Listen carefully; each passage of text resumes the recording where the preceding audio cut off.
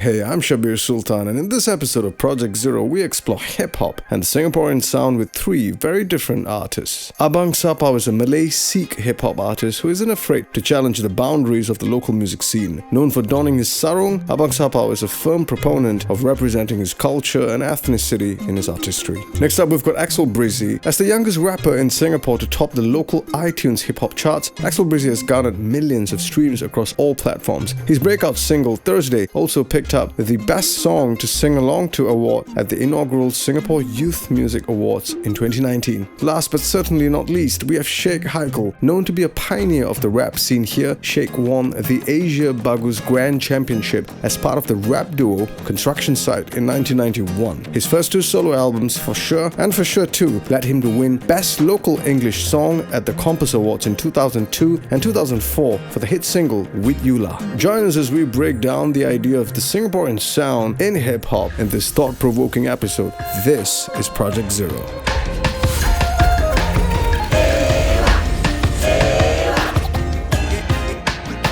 Gentlemen, thank you very much. Thank you for joining me today. Thanks for having us. We're going to talk about exploring multiculturalism in Singaporean hip-hop and the Singapore sound in hip-hop. And, I've got like very, very interesting, profiles here in the studio today. As I've already introduced to all of you, you guys know who's who here. But of course, I got to give a special shout to Sheikh right here, the OG and the pioneer of rap music in Singapore. Brother. And I've been seeing his growth since I was little. And I remember how he kind of sprung up on the scene, Asia Bagus. I was a kid, I was watching it because those were the days where the mainstream media had a captive audience. And if one person is watching Asia Bagus, everybody's watching Asia Bagus. We all know who Sheikh Haikal is, And after that, he was on radio and, he was such a unique, eccentric, colorful, standout personality in the scene because he was never afraid to be himself.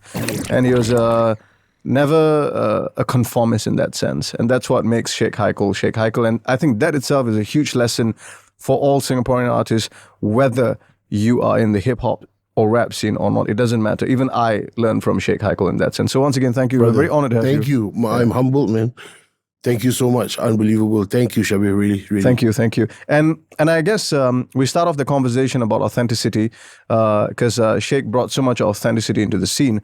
But it wasn't easy to bring the authenticity. I feel like today's industry, authenticity is something which we all have a good awareness about. It's very important to be authentic. Yeah. But back in the day, if you're authentic, you're seen as an eccentric and you're seen as weird and people try to push you out and things like that.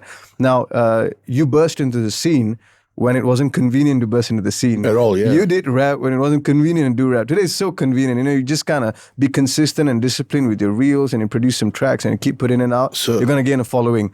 But back in the day when you do rap, you're going against the current. Today you're going with it. Yeah, and so, you had to have the press be on your side. Yeah. And nobody knew what was hip hop at that time. It was just creeping in. Yeah. And there are so many transactions happening, and there's so many compromises that could be made along the way because you need to have some mainstream, space and airtime and stuff like that. So why I mentioned it wasn't convenient, to be an artist yet you were, is because I think I kind of have a sensing of both because I'm a immigrant generation in that sense. Millennials are always, because we're right in between, right?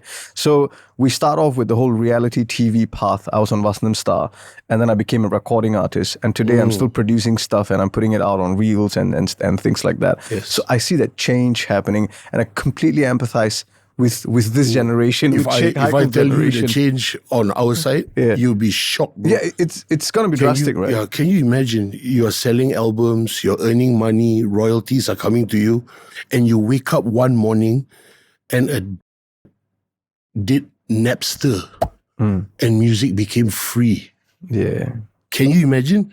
Your whole life is based on selling music. And one morning you woke up and somebody said, music free. Yeah. You don't have to worry about getting the song anymore. You can download the song. So I said, how the artist going to make money? We don't know. We don't know. We don't know. So a quick change had to happen at that time. So, which I still think is the formula that we should use today. No matter what is happening, make good music. Yeah. Make great songs. Thanks. Then people will hear these songs. Then they will call you to do shows. You make money from your shows. The more shows you do, the more money you make. Because to make money out of that song is too hard already. You know, you have to pay this, you have to pay that. By the time it gets to you, you practically get nothing. Yeah. Right? So do shows, make concerts, make things happen from that good music that you do. Then you'll get paid. Yeah. That's like the simple logic. You know, because no matter what they cannot give is the life element. Yeah.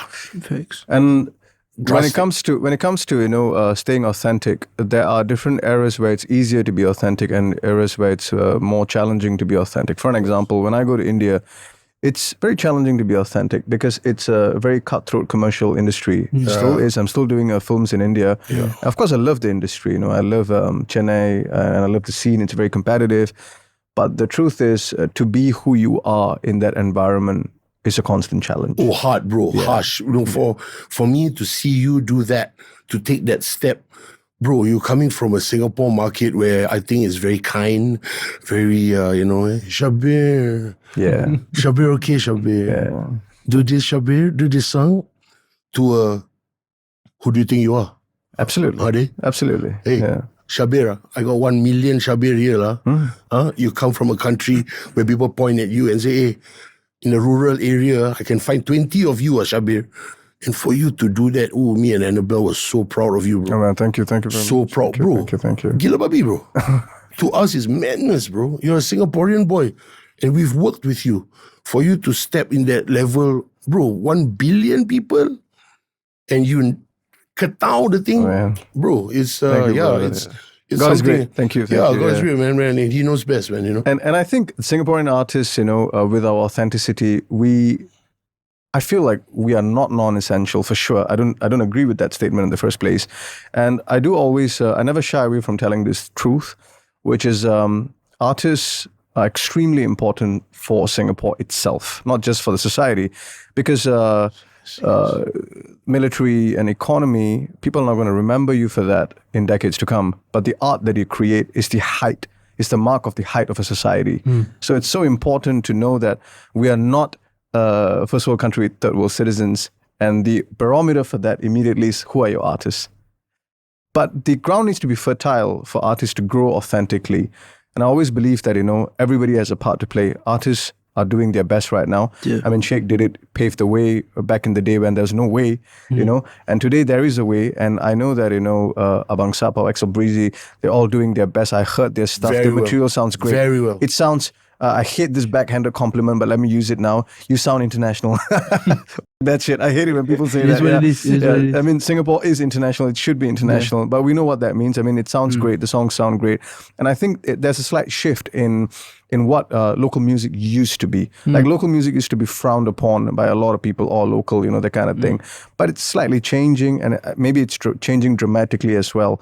And in order to be a cultural soft power, we really need good music artists, and we need that constant support and promotion, and that's extremely important. And as we have spoken to Sheikh, and Sheikh has already spoken about, how important it is to be authentic and to be honest to your craft and to yourself. Always. Axel Breezy, you tell us, like, where is authenticity in this whole, space for you? And how do you find ways to stay authentic as a Singaporean artist? Because there are a few things happening here. You're Asian. Yeah. You're Singaporean. Yeah. You're also Southeast Asian. Yeah.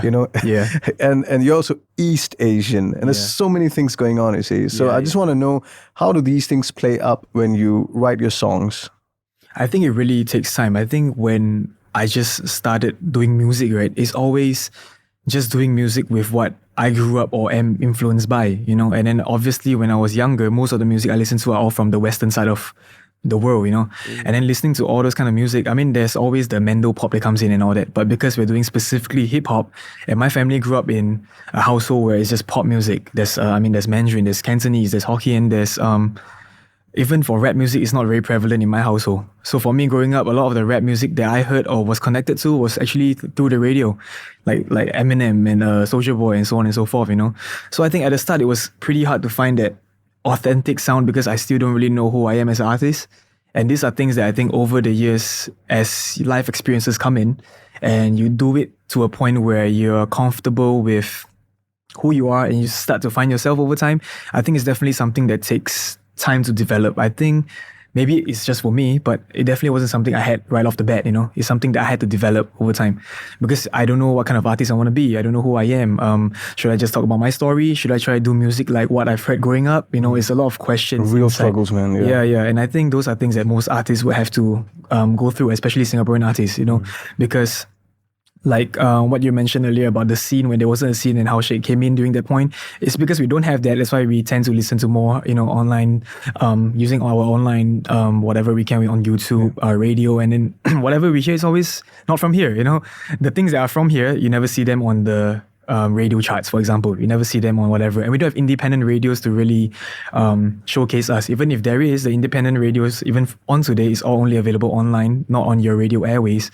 So I feel like it's always so hard for us to be exposed to the local artists over here. And then because of that, everyone has this perception that, the music here is not good enough, so I listen to So we end up looking outward more. Yeah, and I think a lot of the artists here, I think all of us here, I can speak for all of us, that it always affects the artist a little bit. No matter how much we say it doesn't, it always, at one point of your life, it probably affects you. Like, no matter how hard I work over here, the people here, I can't seem to, get the respect of. And I think that affects the output that we give out, because then you try to do things that cater to them or try to get their attention, but then it becomes not so true to yourself, So it's definitely something that takes time. And I think I've reached a point where I just told myself, just make music that's you, something that you like. Because if I don't like it in the first place, then why am I making it, For sure. So as long as I like it and I want to make songs that no one can listen to it and right away pinpoint, hey, Axel's trying to copy this person you hear. It's just two different copies, So I'm like, let me make music that's as original as possible.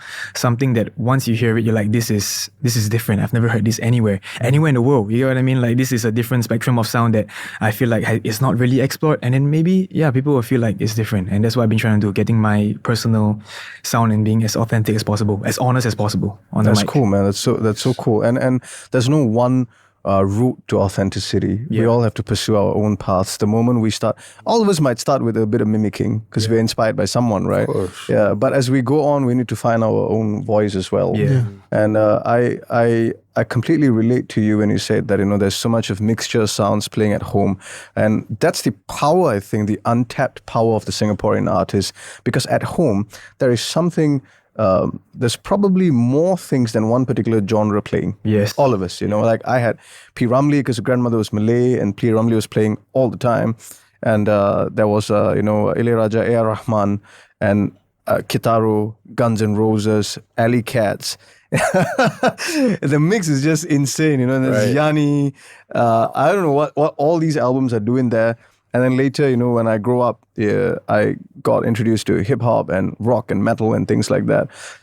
And that's the untapped potential, I feel, of the Singaporean artist, which is kind of special and unique compared to someone probably in the West. Of course, I'm not generalizing and saying everyone, may not have exposure to various genres, but I think being Asian and being fairly, a country that is in the forefront of the world, we do have access to everything.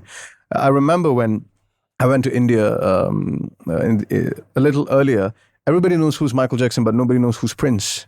But because I was born in Singapore, I know Prince. And I think that's a slight edge I have. And when I write, it's in some way colors your music, whether you're conscious or unconscious about it, it happens. So when we talk about authenticity, we have Abang Sapau, who's like a lone voice in this sea, kind of, chartering on his own path in that sense. I find it very interesting. Find him a very interesting artist. My interaction, I find him daring. Yeah, he's got balls. I find he got balls. Under those sarung. Is it because really, he wearing sarung? hanging out there. This boy got balls. So my experience with Abang Sapau is I'm called in as one of the mentors for The Great Singapore Replay by Temasek. And I thought it's a great initiative. They should do more of it, I think. It should be annual, or at least biannual and consistent. And there should be other ecosystems in place to support the artists who are coming out. Yeah. I think it's a great initiative. So I'm there sitting with everyone. I think there was Zairi and Kelly and all that. So Buat Apa comes up. I think it was Buat Apa, if I'm not wrong. I see that shit. And suddenly I get reminded of all these, childhood memories of watching black and white Malay films and stuff with my grandmother. And suddenly there's hip hop, there's this hip hop beat that drops real hard. And he starts his flow and I was like, damn, I'm like that. I get the most excited out of everyone for some reason. I'm like, this guy's in, this guy's in, this guy's in. And then they're like, no, let's see the others. And then I say, no, he's in, the kind of thing. I vote, go in. Right away. Yeah, I'm like that. Not waiting for anybody's vote in that way. Because I don't know. I think after a point, you're able to smell the authenticity from like, miles away as an artist. And you will also smell it if it's not there. Yeah. Miles away. I think Sheikh will know what I'm talking about. For sure. I know exactly what you're talking about. Yeah, you know that the person is shitting. You know it. And you know that the person is real the moment you kind of, I don't know, just come in any proximity with them. And when I saw Abang Sapau, I know that he's not doing this because it's a show, but it's him. Yes. Yeah. Bro, I told him personally, don't do this. I said to him, you're so talented, but he kept it, bro. Yeah. So straight away when I say to him, but he still did it, it's very obvious that this guy knows what he wants. Yeah, he knows. Yeah. From the very start, he already planned, is really, whatever your thing is your thing, I'm coming out like this. And I think that's a very good point to bring up about Sabah. Really, very good point. Know the mother, I know the brother, and for him to be out like this, yeah, auntie, good job, man, auntie. Good job, auntie. Good job. Seriously, I've met the mother. She's wonderful, actually. Good job, and she's really like his good pillar, job. and I know Yeah, that. good job, man. And I can relate to it because I'm also from a single parent family. My mother raised 3 boys. I totally understand that. Yeah. So what's this conversation that you have with yourself about authenticity? I know we don't have these conversations because we're trying to intellectualize something that happened instinctively. Right. Yeah. So it's a bit dangerous, it's a slippery slope. But we try our best. Yeah. So let's go. My relationship with authenticity, I think, like, it's hard to dissect, bro. Because, like, it's similar to what you all say. If you can smell it, you smell it. And if you can't smell it, you can't smell it. Consumers are smart. They know. Yeah. And people resonate with what they know is, they don't have to relate, bro. They just have to be able to resonate. They don't need to understand and live the life that you've lived to appreciate, like, the stories that you're telling. You just need to know that it's coming from a real place. And I think that's just how I've went about, like, my music, or how I presented myself, or how, like, quote unquote branded myself as an artist. It was just from a place of, am I comfortable with this? And is this something I'm comfortable doing long term? Because if I'm going to change my identity here and there, it's going to affect my ability to build community. What Sheikh said earlier still rings true to this day. Like, you can rely on the music. Like, nowadays, the streaming, you can rely on getting streams. You can play the algorithm game. But at the end of the day, shows is where it's at. Community is where it's at. Yeah. That has never changed. It's never changed. Like, you can go from pre-streaming era, streaming era, God knows what's after the post-streaming era, right? But the one thing that nobody can buy from you is community. People who are going to go to your shows, people who are going to buy your merch, people who are going to ride or die for you, And I think that's the basis of how I, just went about building my kind of audience and going about the music that I make. Is like,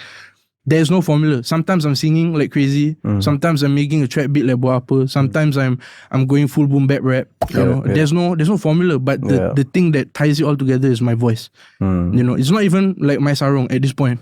Everyone just knows it's there. But that's not the thing. At the end of the day, it's just a story. And people are smart. They know what you're trying to sell, how you're trying to sell it. If you're even trying to sell it, or if you're just trying to tell it. There's a difference. Oh, I love that. Yeah. If you're trying to sell it or just trying to tell it. Yeah, bro. It is what it is, bro. So, I love that. I think, like, I approach authenticity in the sense that, yes, I have me and that's my story and I'm just going to tell it the way that I feel. But at the same time also, I have a level of respect for the audience. It's like, There you go. you're not going to be fooled. And I'm not even going to bother trying. Yeah. So what do you think Singapore has to offer to the world, not just Malaysia, but to the world from a hip-hop point of view? Maybe let's start with Axel first. What is unique about us that you think? Because, if you want to export a particular culture or style, it's got to be something that can resonate with the world, because we're too small. The world is our hinterland. Yeah. When we just make it in Singapore, unfortunately, I didn't make these rules, but it's there. Like what he said, don't hate the player. It's not enough. It's insufficient. You got to do something international or regional, and then people start respecting you for some reason, right?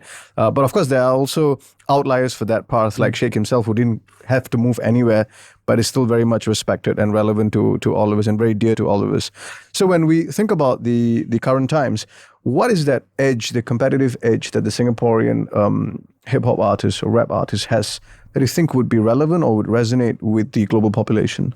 I think there's just so many stories we can tell that people from not from here would I guess sort of appreciate, because we have so many cultures to tap on. First of all, we are grown on this multiracial, multicultural, multi-religion, country. So it's not just a one track forward kind of thing. Like, there's people from different backgrounds. I guess even 4 of us here, there's so many different backgrounds, so many roots. If we drive it all the way back, to ancestors and stuff, it's all so different, So I guess all those things are what makes us, right? And because we're so unique in that way, it's not just so simple. Those are stories we tell that can't be replicated anywhere else. Because But do we incorporate those stories enough, you think?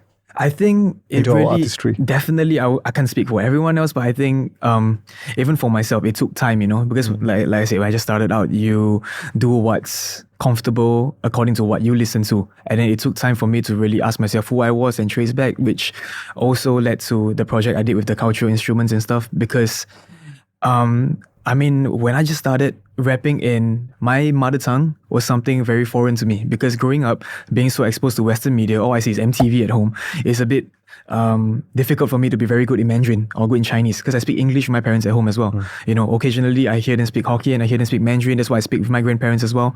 But the main language among my peers and my parents and everything is always English. So my Mandarin has never been very powerful. So over time, I think it went from something I shunned away in my life to something that I actually want to actively try to bring back, try to get better. And people usually learn Mandarin in school, they have exams and stuff. For me, I only started testing myself last year, funny enough, I haven't got on Duolingo to try to get better at Chinese, or Mandarin. Yeah. Okay. So I guess it's Crazy, man. it's the lengths. People, I saw Benjamin King got his Mandarin textbook to try to learn Mandarin again. So I guess it just took time for me to really damn, I am Chinese Singaporean, what's my mother tongue? It's Mandarin. That's so powerful, why am I shunning it away and just trying to do everything in English when I can actually incorporate that culture and showcase what two and two come together, what it shows people, and that doesn't just limit it to the language, it adds on to instruments, it adds on to the history, which is the art of war, and then the other instruments, So I guess all those things are what really ties in and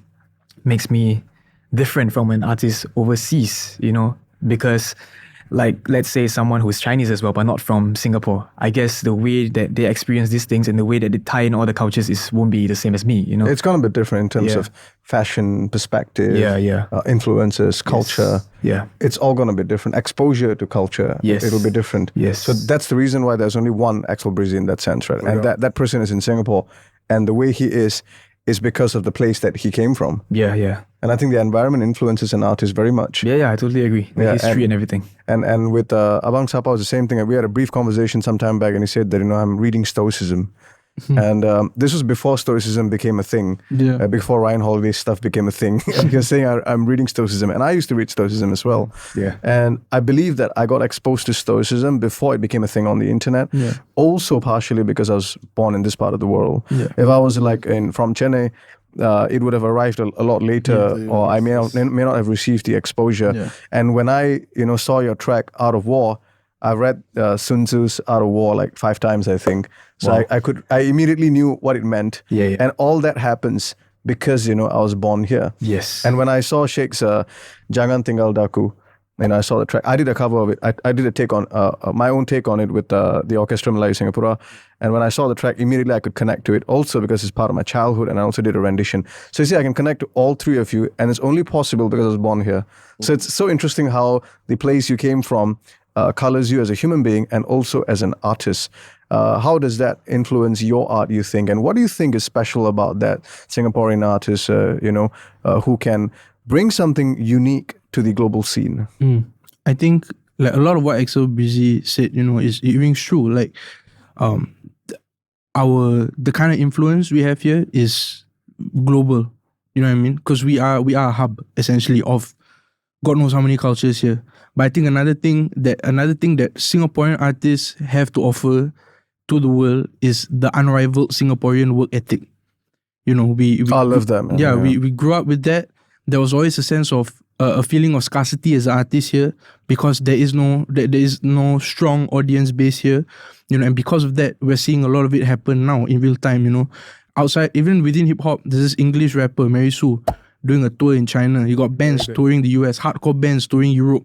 Like, there's nothing uniquely, like, quote unquote Singaporean about their music. You know, maybe sometimes in the things they talk about, but that unrivaled work ethic and that ability to take from influences all around the world and kind of like make it your own and offer that again at the global scale and have people who want to book you for shows all around the world, I think is what we have to offer. And it's kind of like proof in the pudding. If you see like Alif in Malaysia right now, for example, he's a very good example of that kind of unrivaled Singaporean work ethic that, you know, even Malaysians trying to claim him, you know what I mean? So in my opinion, I think that's what Singapore, in terms of an arts and culture hub, can offer to the world, simply because we are a melting pot. And it now the challenge is translating that to Success. getting love from our own people. Yeah. You know, now I go to a Grab and I tell them I do music. First thing they ask is, can you make money? You know, and then after that is I ask them to name me some local artists. They some of them can name only one, two very mainstream ones. Can't name anybody else. You know. Yeah. So now it's like we have shown that we can export. There's Young Raja, all these fellas, so many that have successfully exported. You are a great example. But why is it that there's still a disconnect here? And I think that's like what I've been trying to work on and understand also. Sweet. I mean, I love the fact that you said our age is our work ethic. Because when I went into India and I formed a team in India, I always tell them that, listen, Indian robustness, Singaporean efficiency. That's the motto for this team. You know, that's how we're gonna work. We're gonna blend both, because Indians are very robust. That means you tell them you got to deliver this tomorrow. 10 people are ready. Nobody's gonna say, "Oh, tomorrow." Nah, but we will hesitate. What, tomorrow? But I gotta go do this, do that. I got a meeting. You know, how am I supposed to do that? They're like, everything. I'm going to eliminate everything out. I'm going to finish this track for you and give it to you tomorrow. That's robustness, which I learned when I was in India. But efficiency is something which is very, I don't know, we just train that way, man. We just train that way. We're just efficient. We know how to work, you know, and we know how to deliver things on time. We know how to be punctual, etc. So I blend this and, okay, you know, God's grace, we saw a lot of success in India and we still continue to do stuff there. And it completely resonates with me, and I totally relate to what the both of you said. I want to bring this to Sheikh and ask him, you're going to be so sad with my answer, bro. Yeah, you are, I'm okay. You are, I would see Sheikh as a very patriotic person. And when you say patriotic, it doesn't mean it's someone who agrees with everything. Maybe sometimes people who are really patriotic, who love their country and their people, will disagree more because they want what's the best for the country. That's the best kind of patriot, yeah. So that's, I don't know, that's a very honest, a real level of patriotism that I always have seen in Sheikh, because he has never been shy to wear Singapore on his sleeve when he toured and he performed any country. Even when it's not convenient to say I'm Singaporean, he always said that I'm Singaporean, you know. And narcissist, bro. No, for real, bro. For real, bro. If you don't have this, you cannot play the game. Okay, bro. I'm the best, bro. I'm number one, bro. I'm the best, bro. I'm the best, bro. You wanna argue with me? No, argue, bro. But I'm the best, bro. When I look in the mirror in the morning, right, nobody better than me, bro. This is so un-Muslim, bro, right? Yeah, I'm number one. Bro, you're lucky to have me here, man, bro. I'm the shit, man, dude. And that's why I called you first. Yeah. So this thing that I have, bro, I don't like it, bro. I don't, bro. This is narcissistic, bro. But if you don't have it, you cannot be an artist, bro. And I opened up my restaurant so that I can meet my people to thank them, bro. Bro, you know what's it like to wake up every morning and ask the people to accept Sheikh Haikal? Bro, my country accepted me, bro, wholeheartedly, dude. They loved me for who I was, bro, and I'm a fool, dude. They let me be me, bro. Bro, when I travel overseas, bro, I don't even care, bro. I come with my team. We come correct. We smash the bloody stage. We don't even care whether people clap or know me, man. You know why? A few days later, after I spend a lot of money in your country after shopping, I'm going home, bro. And when I go home, bro, my people love me, bro. My people love me so much, and I love them so much, bro. I love them so much, bro. And from the very start, bro, I love them. They let me be me, bro. This is the part that I need all artists to understand. If you cannot make it at home, you cannot make it outside. Don't even try. To bring back the subject, what you said just now, you want to make it, bro. If you let me, I can choose one artist. pump $1 million on this artist, he'll make me back 5 million. You agree? Yeah. Choose the right artist. You know why? Because it's the money, bro. It's the money. It has always been about the money, bro. You understand? It has always been about the money. Whichever artist who told you, oh, it's not about the money, it's about the art. You cannot do this. You're not real, dude. You're not real. The art doesn't buy you Pampers, doesn't buy you rice, dude. You want to do charities? They say Singapore is very, very stuck, bro. You know, when I call Shabir to do a charity show, is it really charity or you made money? It's obvious that you made money. Because it cannot be charity, bro. I drove, I parked my time, and I cannot bring a piece of paper and say, I did a charity show. Can you give me 5 kilograms of rice? You can't do that. It's money. Everybody has to know this money. If I can choose one artist now, for example, and say, okay, make this artist famous, bro, I will straight away buy 1 million. Straight away, bro. Music Festival, Miami. I think the route in is about maybe 20,000. I pump the 20,000. To get on stage, I think I have to pay about another 20,000. I pump 20,000. That's 40,000 in me, bro. For my choice of artist to be seen at the Miami level. You want to play, you can play, bro. But how many times is there going to be a chance for me like Shabir's chance? How many, bro? Got some more? No. How many chance people are going to be like me? No, bro. This is my light.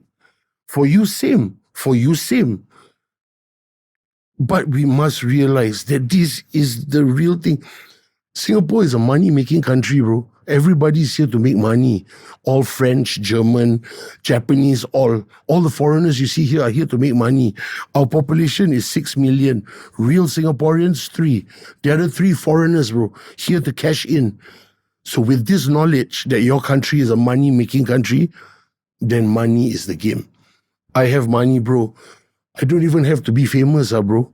You don't even have to know me. If we do a show and I bring an entourage, somebody to carry my bag, somebody to carry my cooler, few girls around me, straight away all of you are like, whoa, whoa. Am I wrong? I'm not famous, bro. But I bring entourage. Yeah. Are you all going to be, whoa? Who's that? Yeah. Of course. That alone, $10,000. People already, wait, who's this guy? Who this guy? But make sure that the performance on stage is superb, bro. Don't you have an entourage and all that, you go up there and you fail. Don't. Okay? So I know this artist has standard. Bro, the first look is the look. Please, bro, it's the look. Yeah. It's the look. Never come alone. I'm an artist. Why you think artists like to bring people, bro? You know why? Because we don't like to talk to other people, bro. We are artists. It is the loneliest life in the world. After It's a fact. I go on stage, yeah, whoa, the girl repeat my lyrics to me. I repeat to her, whoa, it's first love. After when you go to the dressing room, it's very quiet, bro. You're alone, bro. Only the people who are there to make money with you or make money off you. That's why people always say, hey, Haikal, it's time for you to be a businessman. Very hard, bro, for me to be the businessman because I have been the business, man. I'm in the business. I make money for people. Very hard, bro, to switch. So is the look, you got money? Bro, first step, bro. You already killed it. You already won people's view. Now, perform. Hey, this guy is good, man. Let's call him back. Ka-ching, it will roll. They will mix the rush people. Let's do a duet, let's do a song. So if you ask me, we got damn good artists in Singapore, bro. We got the best. I dare to put our artists of any genre up against competition with anybody in the world, bro. From here to Timbuktu. I put my Singaporeans up. I dare. Because we're damn good, bro. We are damn good, bro. We are damn good, bro. Whether it's a Singapore sound or not, our level is damn good, bro. We don't have the money. We don't have the money. That's ironic because we have the money, but we don't have the money in this. You're right. Yeah, in this place. In this space, yeah. Sorry, Shabir, thank you. Lucky on you. Lucky. We have the money, but it's not putting out on us. Yeah. Thanks, bro. I love you. And I think it's important. That's why we're starting these conversations as a forum to kind of exchange these ideas and make all the institutions come together and see if we can create more platforms for artists. And it's always been a challenge because we didn't have that culture, because our early priorities were very different. We got very good artists, bro. We got very good artists, for sure. Bro. I mean, despite all these challenges, we have had great artists, right? Including Sheikh himself. And that itself is a testimony. Sapao, if he doesn't even rap, bro, I want to tell Sapao, write. Your writing is amazing, bro. Thank you. You know, I mean, like just now, I was talking to Axel. He said, "Oh, bro, end of the year, I have to go to Australia because the army is sending me there." In this day and age, coming from where I was, MDC sent me to Australia. I can't do anything. I don't have computer. I don't have anything. I cannot contact my friend.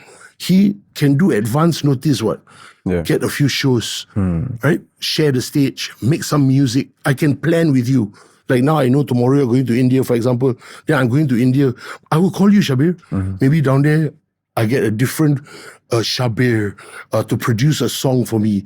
You know, different vibe. Anything can happen. So in this day and age, bro, before we get there anywhere, if we have connect, please, to all artists, don't let the other artists down. For sure. Yeah. And I think that sense of fraternity is important. Very. And you do it well, bro. Yeah. And thank you, brother. Yeah, you do it well. And of course, we learn from examples like Sheikh, because Sheikh has helped countless amount of people, including like these big names like Gurmeet, Kumar and all that. They all have interacted with Sheikh, and Sheikh has kind of opened a particular portal for them. And they're super, bro. Yeah, you know, they're best artists. Look at Kumar now. Yeah. On a foreign stage, guys, let's celebrate him, man. Let put nothing bad on the comments, man. He the man or the girl or whatever he wants to be. He's the one. He flew our flag and he got us there. Just like how you fly our flag when you go to India. Kumar made it. Why are we all putting him down? No. You know what we should do now? Pump money into him. Yeah, for sure. Yeah. Right? Yeah. Pump. Yeah. See, oh, this guy can do it. Okay, he got money, not pump. Singapore government straight away back him up.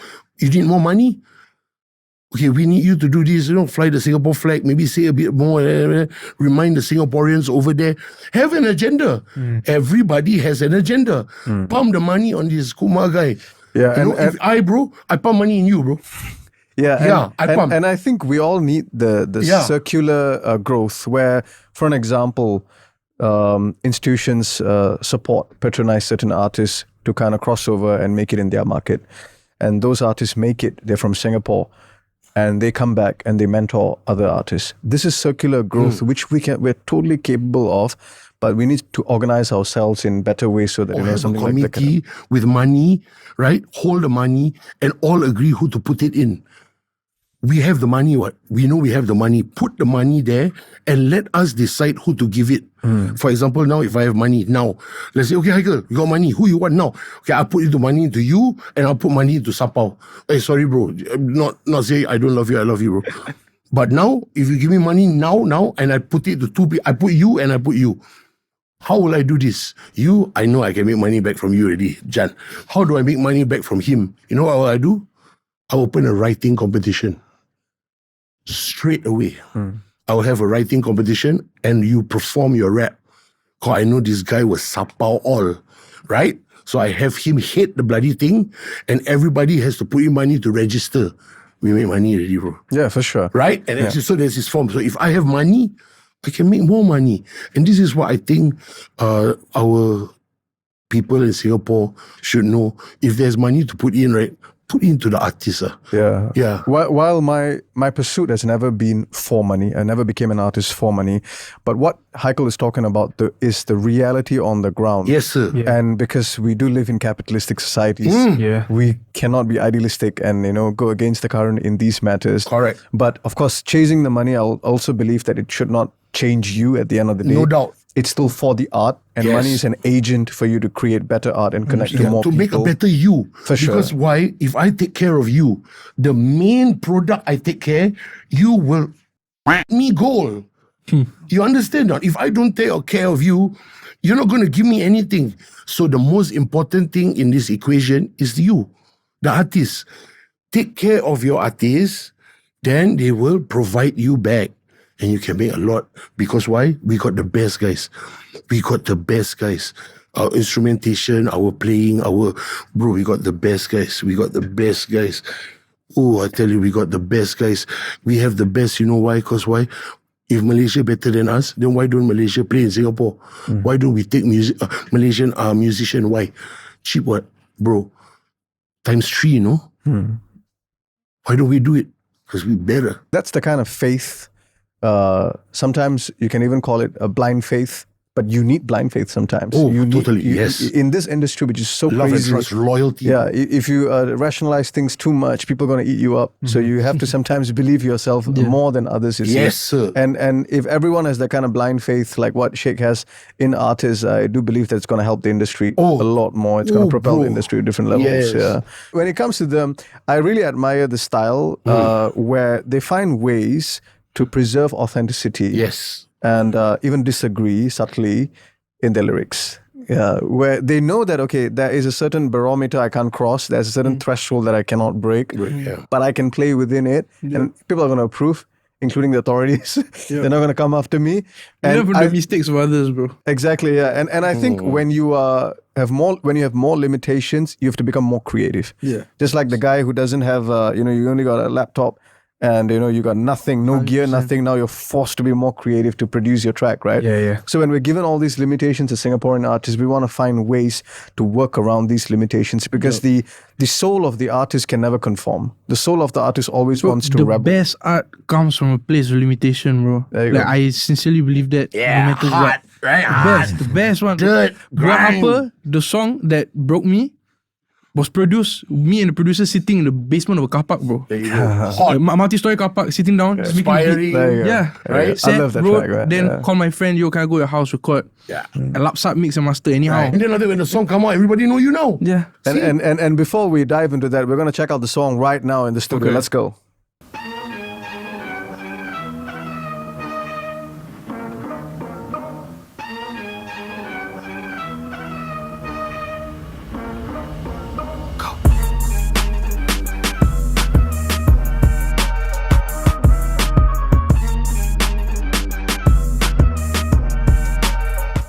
Oh my god.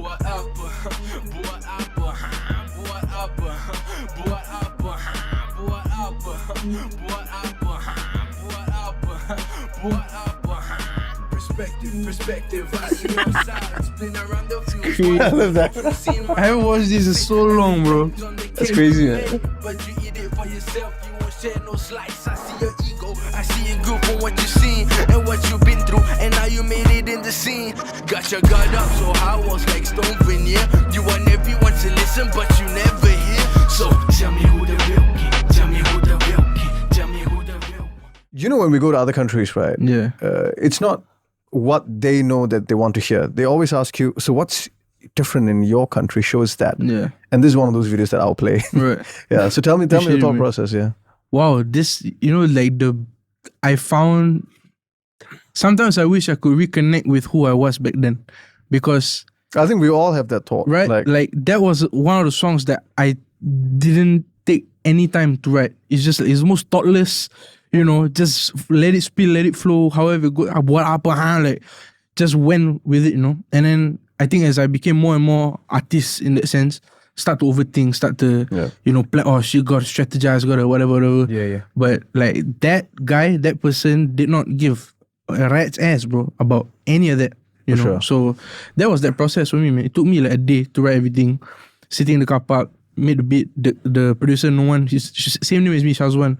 Sitting down in the car park, made the beat. Yo, I like this one. Send it to me. Wrote Is it. got it Shazwan done. still producing? Still producing. Nice. Yeah. We're going to listen to With You La from Big Brother. And let's check out the lyricism, which is very clearly Singaporean. When you listen, but it's got a very international sound.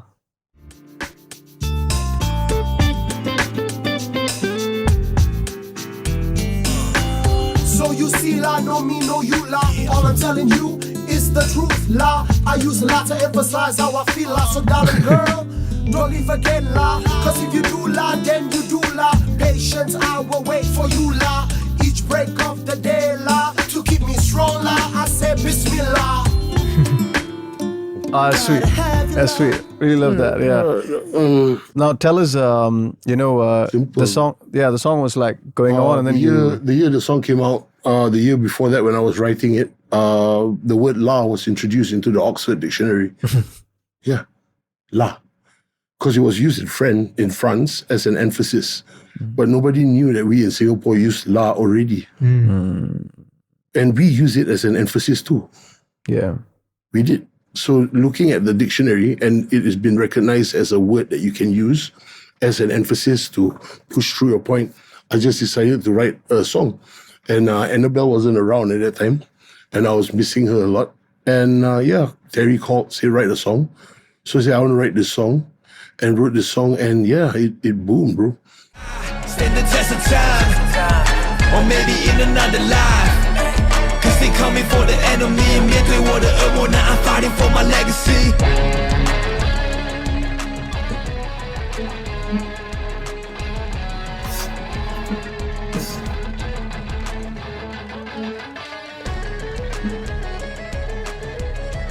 cool, man. Thank you. Nice. Yeah, man, that's kind of crazy. Yeah, I never expect something like that to come together. Yeah. So tell us more about the process. I think it's very interesting, like I said, because as you were speaking about my discography earlier, I don't think in this lifetime before I met those people in that video, I had a chance to actually do something like this, you know. And actually, the idea never really crossed my mind either, you know. So I had to thank like the people around me as well, the ones that are on the video, Kalista, Jeremy, Vinod, Khalif, like all of us came together to create that music. But like you said earlier, with how you make this music that you know would not penetrate, so you need to make the other music that penetrates to balance out, you know, people to bring the eyes over to this product. So I guess with this, by doing it, I already knew that this is something that people wouldn't really listen to, the general public, you know, but it's something that artists would appreciate. You know, when I did this, the artist in me was very happy. Like, I love this project. I would say it's something that I'm most proud of. But also, I know that in terms of pushing it, there's only so far I can push it, you know, because these are the kind of music that people will not have replay in their playlist. You know, they want to listen to the happy stuff, the gym stuff. This is not the stuff that they probably would listen to. But on the artist side, I think this is something that captures a side of me that I never had a chance to do. Because when I just started music, I did the Shine Mentorship program back then in 2017. I've been linked up with people that are doing predominantly pop. And I think the direction that they always tried to drive me towards was to be like a Macklemore, G-Eazy. I don't know why it's all white rappers, but it's always along those lines, you know. And I guess those are not the people I listen to, first of all. And second of all, I think there's always something more. But I haven't got to the point to get there myself. And people were trying to push me in different directions, you know.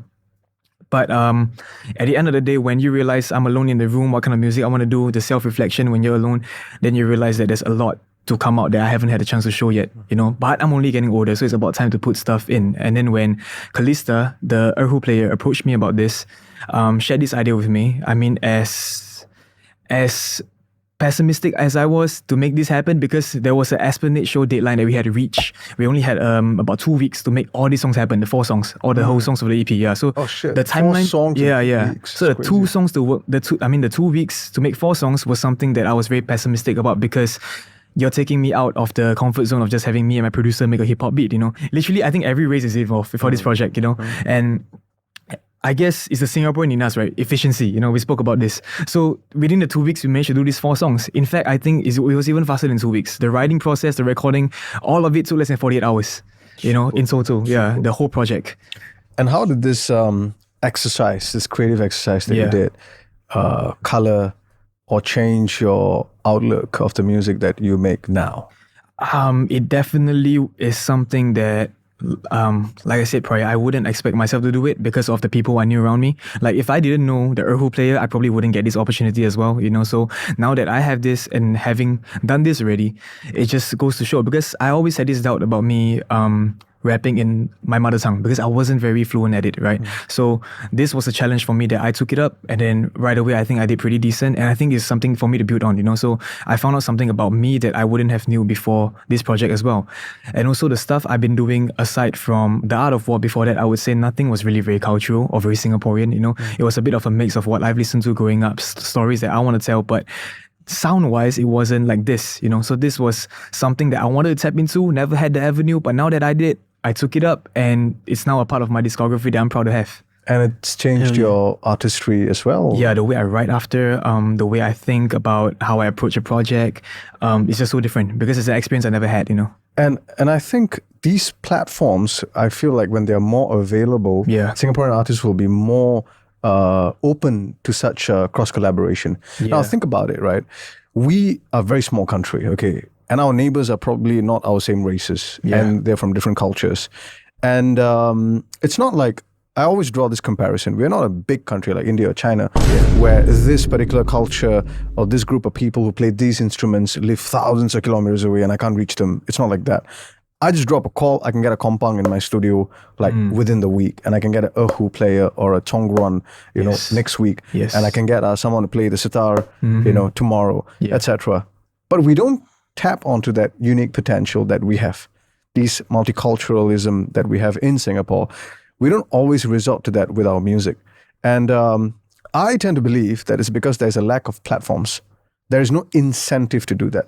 Because when you create in your genre, you get immediate rewards. But when you create something like that, as you said, this track is great, but you know, it's not everybody's cup of tea. Firstly, there's no platforms. And only when there are more... numbers are one of my lowest. There you go, but it's one of my favorites. Your favorites, I mean? So it's a great artistic exercise, and for you to something to learn about, you know, Singaporean music culture, how diverse it is. But the thing is, it may not sell. And I always believe that we need more platforms like that for artists to collaborate. And when I say collaborate, I mean artists from different genres. Like the jazz artist with the rap artist. Jazz and rap goes really well together. Jazz rap, but how many platforms do we have to explore that? And what about, you know, hip hop and Indian classical? It's crazy too. You know, it really works very well. And what about Chinese classical and Indian classical? Both use the pentatonic scales in very interesting fashion. And when they come together, they meld. You can create magic. But we don't, as much as we could. We keep it to NDP and Chingay and certain PA concerts, etc. It's not the bread and butter for us. But I feel like if various agencies come together, there are more platforms, there are more awareness, and there's connection to audience for something like that. This could be something which we can tap, and it could become one of our unique, things which lies in potential as well. What do you think about that? I mean, sounds great as a concept and an idea, you know, but at the end of the day, it's like, it has to be something that the artists want to do also, or feel like, you know, they need to do, because a lot of things that are agency or government supported, as great as they sound in theory, you know, sometimes like it just becomes like that one project or that one thing, you know, and then everyone just goes off and does their own thing again. So I think it's really like the focus is collaboration is great. Collaboration comes as part of community, and that's like, I think now the immediate goal, I guess, for me also as an artist, in the larger scale of or like stepping back and looking at like the music scene as a whole across genres. You know, I started this movement called New Mongrels. We have artists from hardcore, emo, pop, jazz, hip hop, all of that, you know, and the whole goal of starting that movement was to just create and build those bridges. So if those things happen... Oh, that's great, man. Yeah, if those things happen, it becomes like something that is artist-driven, you know, and I think it has to come from that place. Like, we can try to facilitate or foster the environment for stuff like that, but in all honesty, the environments are there. We have social media. We have, you know, if someone's an Indian classical artist and they want to work with a Chinese cultural artist, it's easy. Chinese classical artists, it's easy. They can reach out, they can go and do it. But if no one wants to do that or is doing that now, you know, I think the question is there a community that fosters something like that? Yeah, I think that's the question for me. And I really resonate with that, where you say that it has to be artist-driven. Even Project Zero is artist-driven. No one told me to do it. I thought I need to do it. And I need to bring all of us together to start talking about things like that, things that we normally don't talk about. And since we're talking about the Singapore sound, there is a certain showmanship in Art of War that I see with all the multiple instruments. It's something unique. For Singaporeans, we have our own calculation to do, right? So we look at what I've done. We look at what Shabir's generation, done. Now you all have to do it right. Like any problem, call Shabir, right? Call me. See how much we can get it done. don't get disheartened, don't get, it's the business. To be chopped down and make it difficult is the business, but the show must go on. Talking about show, would you give us a little show, drop a verse right now in the podcast? Yeah, you want me to go first? Well, these guys are going to kill me. Man, you purposely put me on the spot. No, sir. Purposely put me on the spot and I cannot, no. Not at all. You paved the way. I want to hear you, man. It's been so long since I heard you. I just want to hear you like, drop a verse right now. I want everyone to listen. All the generations you're listening, check out Sheikh Haikal. Would the young ones after me? Yeah, they go after you. I want to listen to their first more than, oh my God, Shabir. Do you want my boy to drop you like a beat?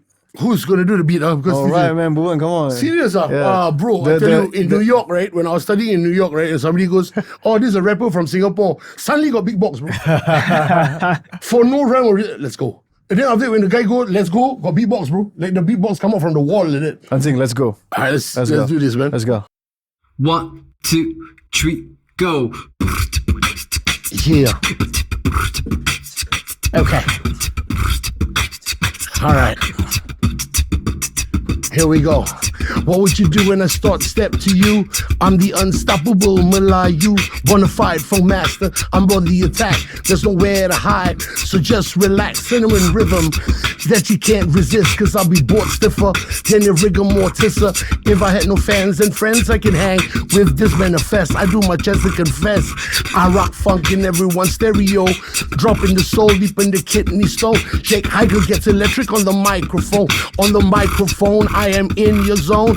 My family calls me on my cellular phone. When there's a program, I'm there like Bam, like the Root Boy, like Dennis Rodner. Voyeuristic, linguistic, Asiatic, ballistic. I drop tubes like Jackie Chan flicks. The only thing worse than being alone is being alone with no food at home. Sugar and spice and everything nice. Chocolate fudge topping. On the mic I will buy. Yeah. Drop bombs in Vietnam. The shit stains my palm. The shit that I hands with keeps me warm. Chocolate flavor. Ferrero Rocher. Yeah, we don't stop with our torche. It's the mental. My shit you can't handle. Sucker MC's rhymes are very quintile. I dribble rhymes like Fundy dribble soccer. Sheikh Haikal, who are you? I am the Mart Rocker. Woo! Damn. Oh, that's crazy. Man. Usha. Got it. Usha. Lightwood. Yeah. Usha. Guys, yeah. No, I'm not going to lie. Some of it was prepared. Pulled it out of my ass. And then the rest of it, like, when the breath dropped, it's all new lines. But, again. Oh, I love it. Yeah. Again, it's, Thank you very much. Thank you for the beat, brother. Thank you. Thank you very much for holding it for me, and thanks, man. Thank you, King. Thank you very much. Yeah. Superb, man. All right, Yeah. we want to hear Abang Sapa. No doubt. Okay. Yeah. I don't want to disappoint you, bro. I can't freestyle. No, but bro, the word freestyle, by the way, it doesn't matter whether it's something you've written. Yeah. It's what you can go off. Yeah. That's freestyle. Freestyle off the cuff. That's not our job, bro. Yeah. That's not our job. It doesn't make you a rapper, brother. Your written rap, now you rapping off is freestyle, bro. All right, man. Here we go, I'm Sabah. go I with know it. you're gonna This is- bunkos me, bro. That's how I stay, bro. But, You need a beat, or you're just gonna go with it? acapella, man. It's all, Okay, it's all cool, good. No need cool. to I hate this fella. Okay, this is something I wrote not long ago. Look at JJ Lin. Look at Joseph Schooling. Only when you make it out is when they take you in. It's all optics, a false sense of national pride. This says so much more than the art, it's identity. I know that you feel it too. Still stuck in the shackles of perception and colonial roots. I'm getting tired just talking about it. I'm getting tired just thinking about it. I'm getting tired. See, I do this for my people. But everybody tired. They ask, why don't Singaporeans listen to local music? Because everybody's working and going through it. Nobody got capacity for giving a about arts. I don't blame them. Hell, if I was in their shoes, I wouldn't listen. I will look forward to the weekend and sleep in and spend time with my children. Maybe save for the annual vacation if I'm not in debt. Then say farewell to my monthly check. The other day I had a set. This lady came up to me, said she really liked my show. I said, thank you. It means a lot to me. She asked, where you from, my bro? I said, I'm from here. Really? Really? I'm really from here. You Singaporean? Is that true? Yes. Damn, I feel sorry for you. I was at a loss for words. Part of me was like, this bitch really had the nerve. But I couldn't take it personal, that was the truth. from what she's seen and what she learned. Because on the other hand, when I was at work earlier this year, earning minimum wage, this man came up to me while I was washing plates. He said, "My son's your biggest fan." I said, "Really? Really?" "Yes." Then he opened up FaceTime and called his son. That boy couldn't believe his eyes. He said, "I'm your biggest fan. I memorized the song." He said, "I want to be like you one day, love your sarong." That was the day I left that job. This was way back in February. I never looked back since. Since that call, I had a sense of pride and shame and worry. Nice. Yeah, that's what I wrote. Yeah, love that. So poetic, man. I got the pleasure to watch him perform that live, actually, at the show. Wow. Yeah, so Show. We need a show. That sounds like the soundtrack for Project Zero. We need the opening soundtrack. We need a show. We need a show so everybody can see that. I think everybody needs to hear that. It's crazy. That, And to watch him perform it will be totally different. Now he's just sitting down here. Yeah. Right? And you see him live. Yeah. It's going to be totally different, man, when he comes and attack with the microphone, right? He steps up and he knows, right? And there's a show. I want to see the show. Yeah, and it's crazy that the topic of the poem of the rap is what we're talking about today. Exactly. It just happens to be a happy coincidence. Yeah. Anyway, there's no such thing as coincidence. That's what some people Yes, believe sir. in. Yeah. Yes, sir. You're here for a reason. Thank you for dropping that. No worries. That's so crazy. Let's go, man. So what I wrote here is trials, tribulation, struggle for jubilation. Trapping is overraiment, never be vindicated. Instead, I develop the patience, give them the truth, they arrange it to the point that it suits with the basis. And none you could do when it stay is quo, so ain't nothing to lose. Look in the mirror, there's something to prove. Proof in the pudding, I shoot at the moon and my land on the clouds if it's heavy monsoon. Took it in stride, now I'm aiming with angles. I blow at the candles, I'm breaking the angles. I'm taking the scandals who dead in the tangle, embracing my lane and the pain. Tell me, what can I say? Ooh, love Yeah. that, man. Thank you very much. Yeah. Yeah, so that's something that I feel like Hell yeah. it really represents what I'm feeling in the mind frame and the state of mind I'm in right now. Yeah. Sweet, man. Thank you so much for Yeah, thank you guys sharing for that. listening as well. We really appreciate it. And yeah, I mean, vulnerability takes a lot of courage, and especially in this particular lane in hip hop Yeah. and rap, it's all about the machismo and Yes. yeah, and strength and things like that. So Yes. to be you, it takes a lot of courage, I believe, and I'm glad that when I heard your music, it's instantly identifiable that you want to be authentic to what Yeah. you do, and you don't want to do what everyone does, and that's the cool thing. That's what I really love about what you're doing. Thank you. So once again, guys, thank you so much for Thank you, gracing you. this Thank you very episode. much. Thank you. Yeah, I really appreciate it. The conversations were very holistic, and it covered a lot of ground. So once again, thank you very much, and much love to all of you. Yes, thank you. Thank you very much, Shabi. And Appreciate if it. you allow us to say whatever, our last words to especially the people who are watching, guys, please, honestly, it's always been a Singaporean thing. It has not been any different from way back, from the first performer, to the last one that we're going to have. And always remember, it's about the show, and the show is never over till the last audience goes home. Yes. Sweet. Any last words? Community first, community forever, bro. It's all that matters. Oh man, love that. I mean, for me, I would just say just being able to be in a position to inspire the next Abang Sapau, the next Sheikh Haiko, the next Exo Breezy, I mean, not to be like us. Everybody, when they grow, they go into their own artists, but to inspire the next one to even take the next step, to feel like I can actually do music in Singapore, and that builds on to the artist community that we already have, Back then, everyone's so scared, even when I started, my parents were doubting me, take this as a hobby, blah, blah, blah. But then when the money comes in, then they're like, oh, They're okay, doing so good. you can... Yeah. Spotify has got, at the time of this recording, has got over 50,000 monthly listeners, which is sick, thank you. man. Yeah, thank you so much. Yeah, so it's just to be able to show them, because for me, all my music are done in the bedroom, never sign a label deal, everything is just in my bedroom, even till today. So when I head home, I want to do music, it's just right there. So to let them know that this is accessible, it's cheap, microphone and all that, cheaper than a PS5, cheaper than a Nintendo Switch, If you really want to do this, put your money right, you can get the equipment, start doing it, and you can make something out of it, in Singapore as well. Hell yeah. Sweet. So Can I just add on one thing also? Sure, man. When we were talking about monthly listeners and all that, there's a great, especially in today's day and age, is very important and good to show. But also if I could just speak to young artists or people who are just trying to come up, who've been struggling. Streams are important, but streams are only streams. 99% of the time when we do shows with the New Mongols fellas, a lot of them, their streaming numbers are whack. You know what I mean? If you look at it from the mainstream level, they're whack. There are artists that have millions of streams that couldn't sell 50 tickets for the life of them. Yeah. And there are artists who have 1,000 listeners who who are people who buy 1,000 tickets. For sure. So and like think about what you want, what your end goal is, set your intention right. The streams will come when the Yeah. music is good. But community is what's going to carry you. Like if Spotify dies tomorrow, YouTube dies tomorrow, any of these Instagram dies tomorrow. You know, like you see, like this whole thing, Universal and TikTok. If let's say your music can't be on TikTok anymore, your ride or die fans are going to be the ones that will stick with you regardless. Facts. So focus on organic community, grassroots. The fancy shit, it will come when they see a strong diehard community for you. So focus on building that. Man, I love that. I love that. Karl Marx said that last words are for those who have not said enough. I think my brothers have said enough, so thank you very much. Peace. For a Muslim, you chose Karl Marx. Huh? Well,